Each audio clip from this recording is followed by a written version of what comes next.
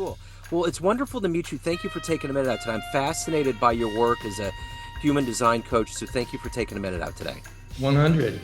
So let's begin our journey with 5 years ago, this pandemic was beginning.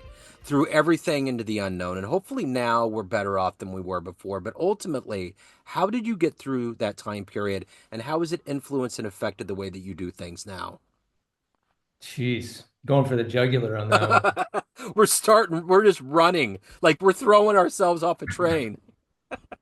Man, that's such a polarizing time, particularly with families and who's getting the shot and who's not. And, I mean, a bunch of stories just come to mind. But I think all I'll say to sum it up is like, I believe in the truth. I'm a truth seeker. I help people discover their own truth, but I don't have an agenda. I'm not trying to prove anything to anybody. But the first thing that I think about that time is um, just like how the government, different media outlets kept changing their story. There's kind of like this background of lies, and it's like, um, I don't know, if you're in a bad relationship, even, sometimes you can't prove that someone else's lies are indeed a lie or are fact-based. But what you can do is spot the pattern. Yeah. And if someone keeps changing their story, even if it's a good story, but if it keeps changing, then geez, that's something to pay attention to. I was a I was a part of a men's organization in Los Angeles when I was living there. Really transformative, powerful journey on my life, and was able to give and receive. And so, we're in a urban environment, and through 2020, there's a lot of different, obviously protocols and masks and things you don't have to, things that just kind of weren't happening in a lot of less densely populated areas. So imagine you're involved in men's work. This is like groups of men, 100 men or 12 men in a circle, and the purpose is to tell the truth and get vulnerable and get to a deeper truth so that you can grow, Yeah. right? But if there's a background of everybody dealing with their lies of different stories happening, what they have to do.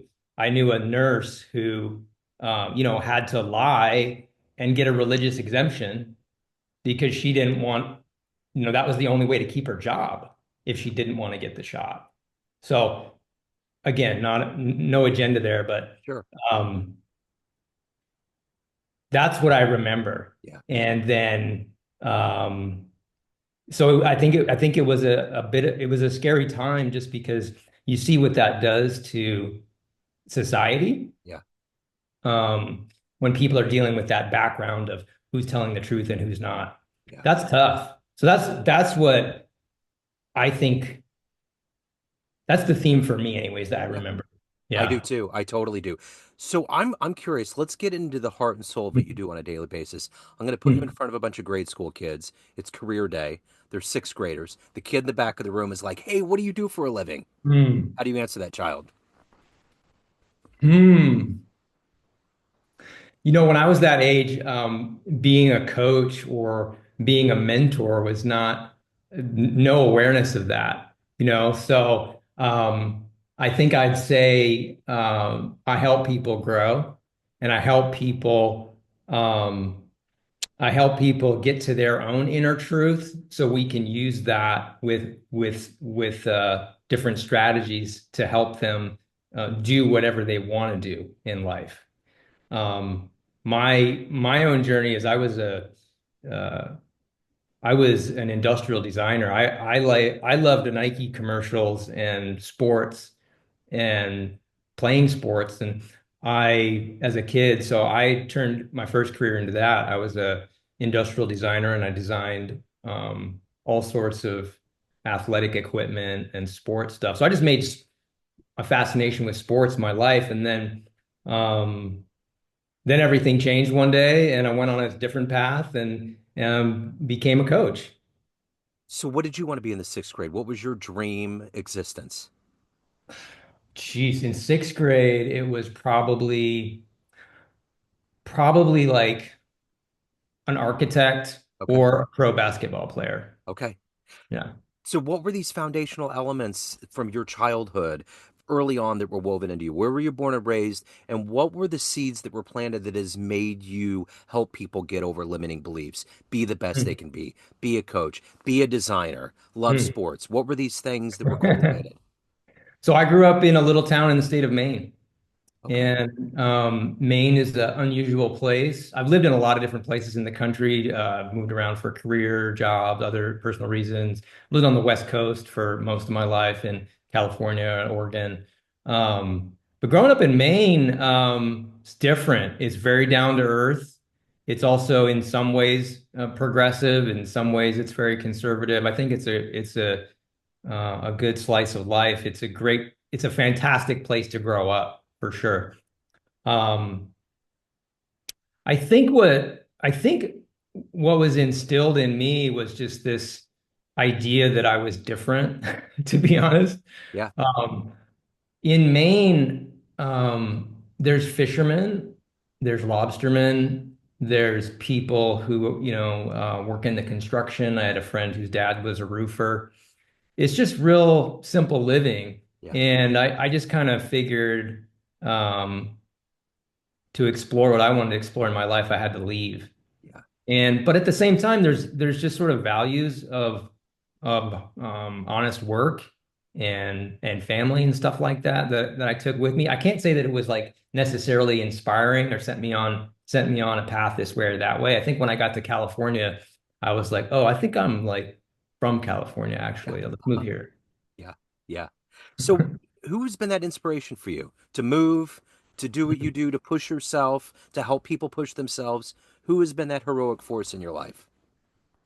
Ooh, also a super good question. I really can't say, to be Yeah. honest. I think myself, I've never really I never until the last 6, 7 years or so defined myself as a spiritual person, but I think I was always following my own inner voice, my own at first like sense of adventure, wanting to experience more than a little town in Maine had to offer. So a lot of exploration. My mentors, my favorite people in the world when I was young were, a couple of basketball coaches that really just, inspired me to never give up and never quit. And those kind of early memories where I developed my self-esteem through expressing myself in sports was the I don't know, big was the formative experiences. It's the thing that's so interesting about what you're doing from a human design element, helping people get to a better place. David Blaine, I've always really enjoyed him, and I heard an interview with him. And the things that he would do, which wasn't because he was in front of a camera, it was genuinely his idea that he can do anything he wants. So he has this series that's on National Geographic now, and he's going to other countries and going into the streets and seeing these people do daredevil things. Like he got put in water for a long time, or got buried alive, or did these things because it was kind of a show. But these Mhm. people are just street performers and they don't really have this big captivating audience. But, anyways, there's these people doing amazing things like tight roping across very dense cities and people diving off incredible heights. And he wants to do it. And I'm thinking, this guy can literally do anything he wants to do. Put knives up his nose, all these things safely. But what you're doing is you're doing those kinds of things with human beings and telling them you are your only worst enemy. You Yeah. telling yourself no is the problem. Yeah, big time. The negative self-talk is a important thing. I think a lot of times people just know they're stuck and they don't know why. So they might go to traditional therapy or they might blame their job or blame their relationship. But everybody has to, especially somewhere around midlife, has to confront the idea that, wait a minute, things are not quite like I had envisioned, or even if I had this genius plan of making money or having the family or the house or whatever, the perfect job, those things aren't actually making me happy. So what is my purpose? So this is just kind of part of the hero's journey, I think. Yeah. And everybody is going to confront this. And, you might have confronted this when you were a teenager, and then people have all sorts of different milestones, but somewhere by midlife, most successful people realize that, wow, I've got to grow into who I want to be now Yeah. in order to get what I want now. And it's not what I thought I wanted when I was 18 or 25. Yeah. So the one thing about what you're doing when you coach people is there's a certain amount of risk that people have to take, overcoming things, evolving to a new version of themselves. Hmm. So when you look at your timeline and your life, what's the biggest risk that you've taken? I've taken, from my point of view, some really big risks. I've definitely crashed and burned multiple times. Um, the biggest one, the biggest, the one that stands out to me is, I put everything in my car when I was 22, and I drove to California, and I decided to pursue industrial design, even though I didn't really totally understand what that was. I just knew that there I was I wanted a career in product design. And again, just because that was where my heart and soul was, is to be connected to sports in some way. And so I got put everything in my car. I got an apartment through a weird, very weird, like early online kind of interview thing, and someone rented to me over the phone without even meeting me. I found a place. 10 days later, I got a job in a restaurant waiting tables, and that was my life for the next 4 years while I just went to school, and I didn't really do anything else. But I just kind of just said, I'll figure it out. Yeah. And I was willing to change. And I had this, somebody asked me this the other day. In terms of what was like one of the scariest moments of your life. So I wasn't really well socialized even at 22. I knew that I wanted to be able to talk to people more easily, and I knew that I wanted to talk to girls more easily. And I had this uh, silly, brilliant idea that it's like, well, if I can master waiting tables, because that was very scary to me, and it Yeah. was also a way I thought I could make enough money to live in the city and do X, Y, and Z in the daytime, and it was.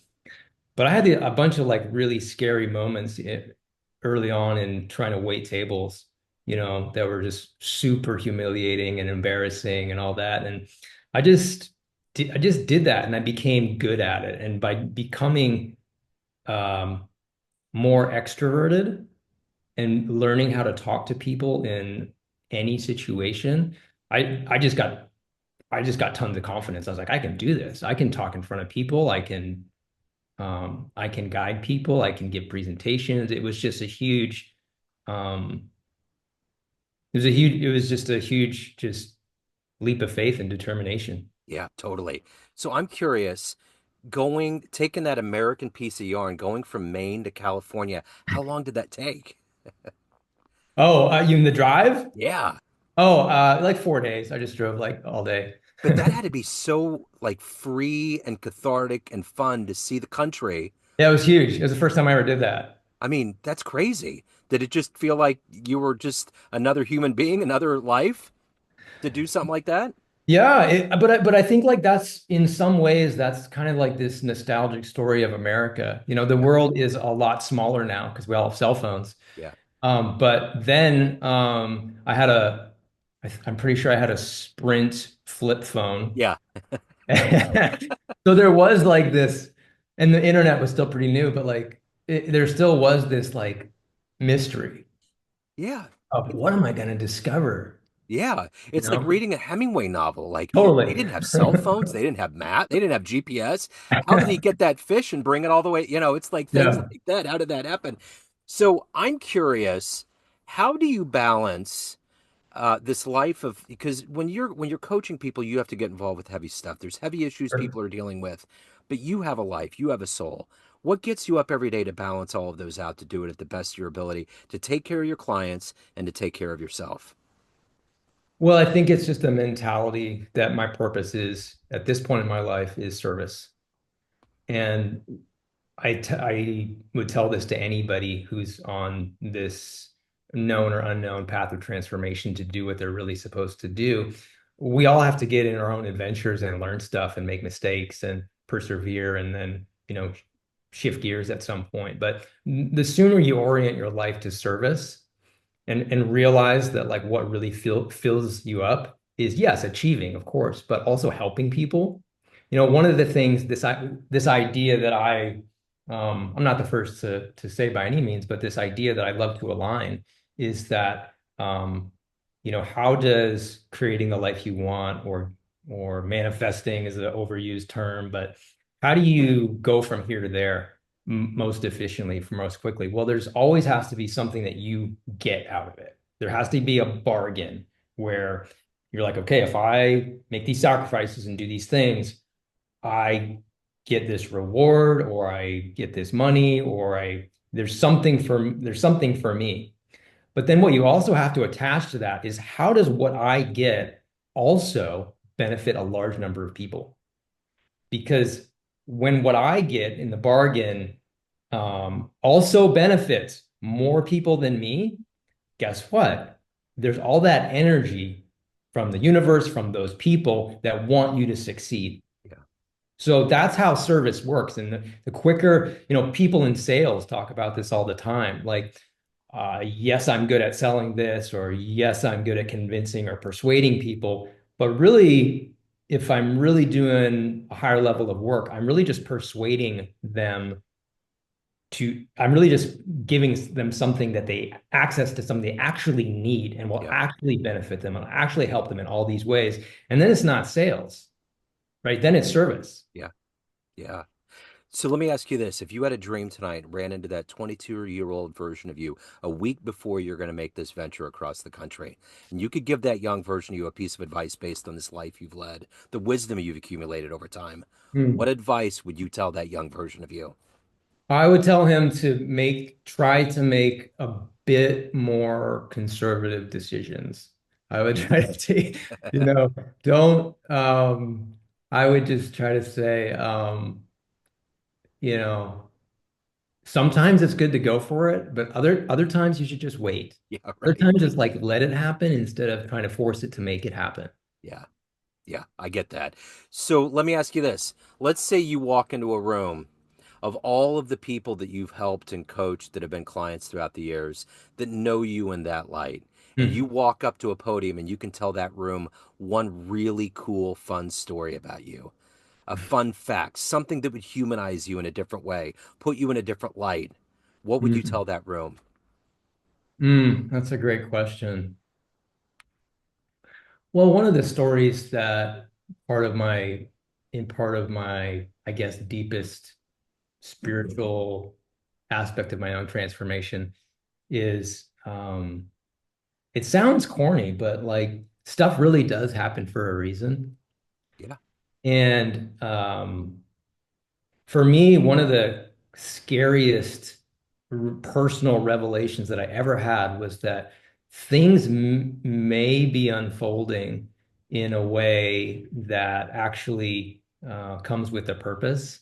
And all the struggles that you may have been through may have all been part of the plan. And so when I was going through, through the fire in my own transformation, so the backstory, some people don't know about me is so back in 2012, 2013, I lived in a moldy house. I got poisoned by toxic mold, and that was uh, devastating and painful, and really broke me down into a million pieces.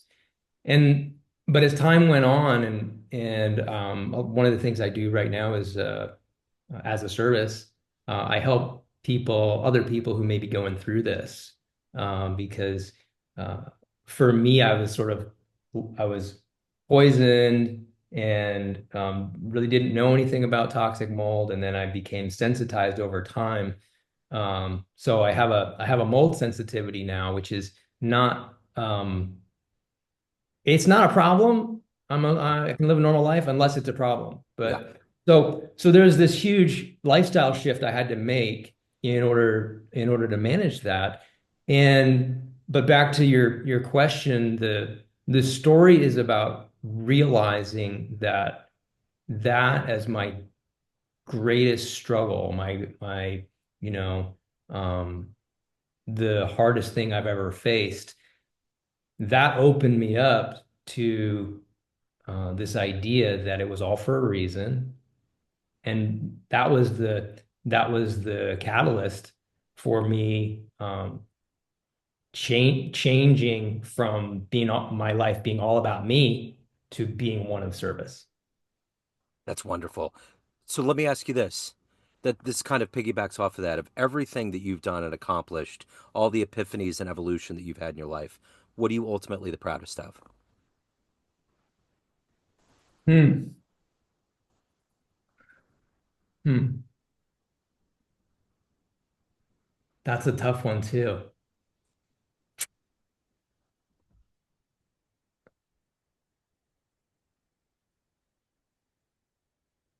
I think the biggest breakthrough I've had is um, I think the biggest breakthrough is pretty simple when I boil it down. It's is becoming a spiritual person Yeah. and finding God in my own way, and finding God in unusual places.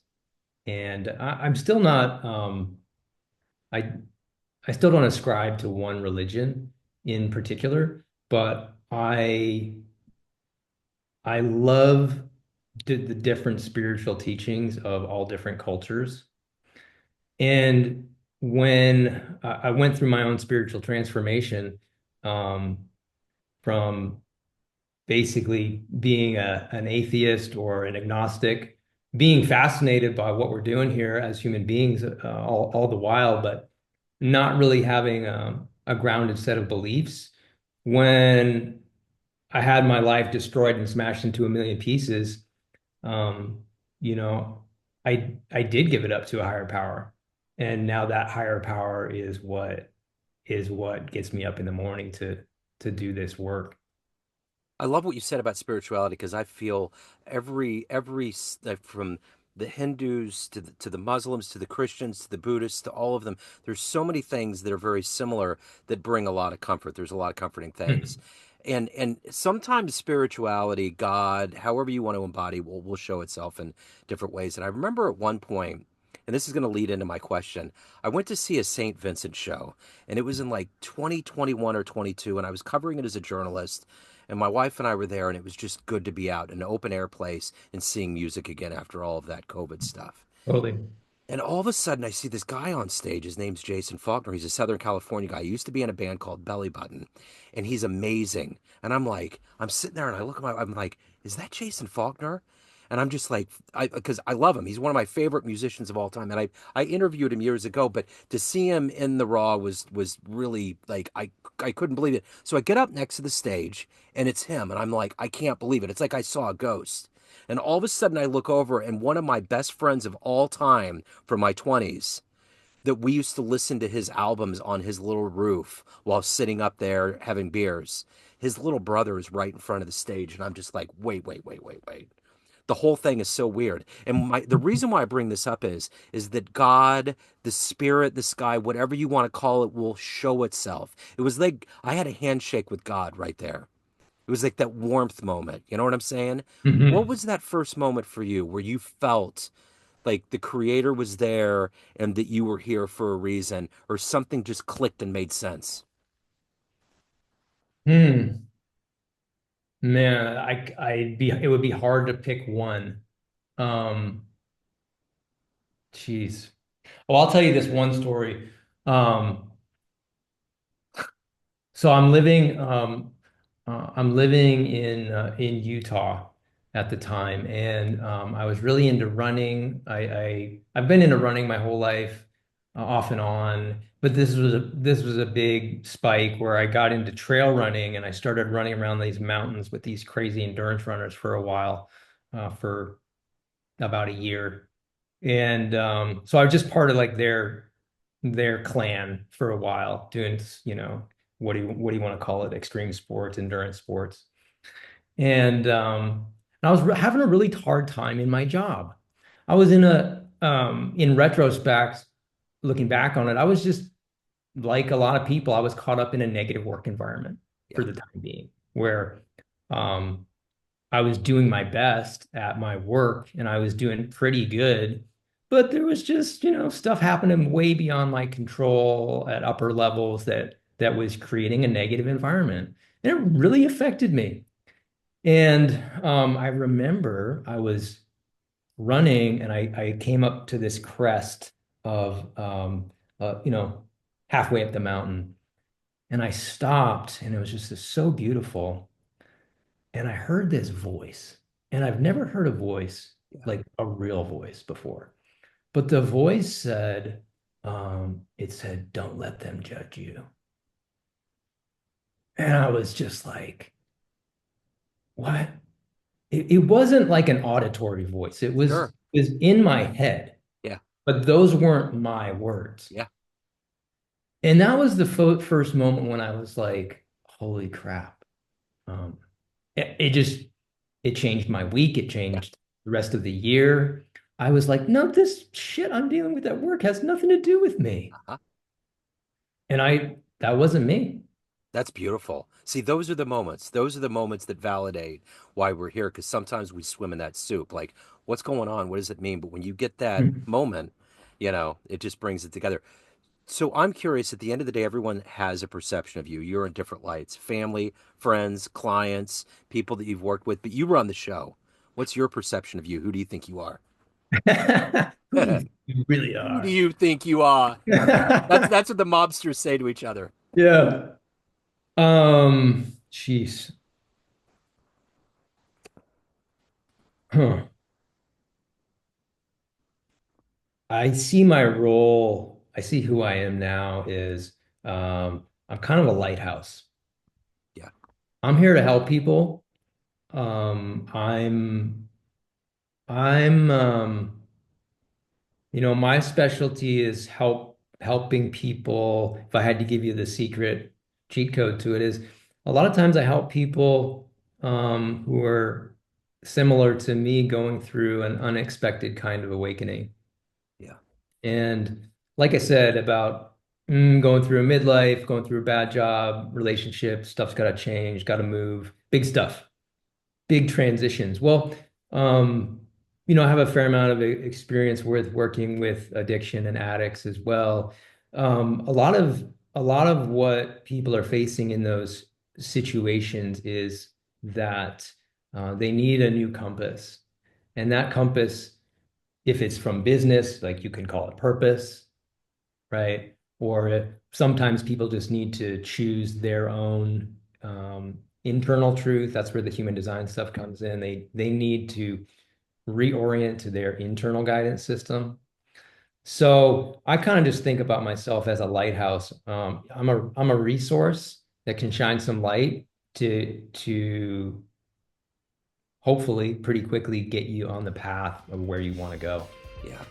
So that's a perfect segue. If anyone wants to reach out, hire you, learn more questions, any of the good business, where do they go? Yeah, you can just go to my main website. It's just my name, ahramarya.org. And if you're interested in human design as a discipline, or you've been heard about it, or been curious about it, just Google Ahram and human design. I'll pop up. You can read all about it. Right on. Ram, this has been wonderful. Thank you so much for your story, for your time. It's been great, man. I appreciate it. Pleasure to know you. Yeah, great to know you. Hello, friends. Joe Dimino here. I just wanted to let you know that after 30 years or so, I have finally released my first book of poetry through the mighty Spartan Press here in Kansas City, Missouri. As the creator and host of both Neon Jazz Radio and the Famous Interviews with Joe Dimino podcast, along with being a visual artist, I'm ready to embark on a new adventure and want you to be a part of it. You can get a copy online via Barnes & Noble, Amazon, and actually on the streets in Kansas City at the great Prospero's bookstore off 39th Street. You can also visit joedimino.com for links to the book, to more poetry, and everything in my world, including paintings. Thanks for all of the love and support over the years, and please dig the words.